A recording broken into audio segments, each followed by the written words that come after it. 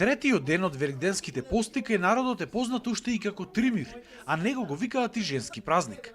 Традиционално, како и секоја година, Сдруженијето на жени Преродба од Прилеп го одбележа овој ден во своите простории, со постна трпеза подготвена од македонски традиционални специјалитети: зелници, мазници, граф, постна сарма, кревајчиња, баклава и друго.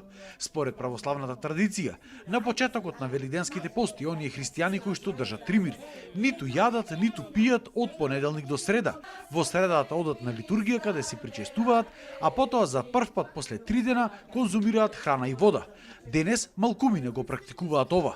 Жените денес повеќе се собираат на Тримир кога одат да ја посетат мајката на младата невеста.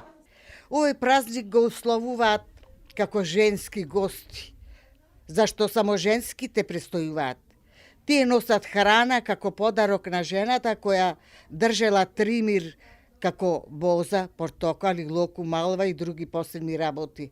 На овој празник мајката на невестата ги кани сватовите, односно свајчата пред се, па кума, деверицата и незини роднини во потесното семејство, за да одат на Тримир кај мајката на невестата. Членките на Преродба велат дека овие почитување на традицијата се онаа нишка што нас како народ не поврзувала со векови и како здружение се горди што истата ја пренесуваат на нивните ќерки и синови.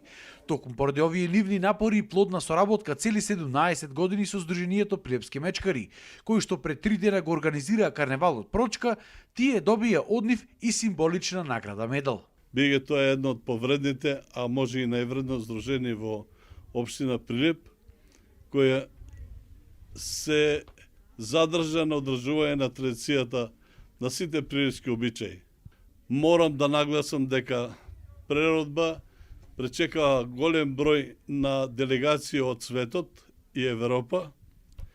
Беше дивен гостин на овој обичај и председател на Европа, господинот Крон. Од Преродба истакнаа дека и понатаму ова здружение кое што брои 80 на членови, ќе ја негува и ќе се бори за зачувување на нашата традиција, култура, обичаи и историја.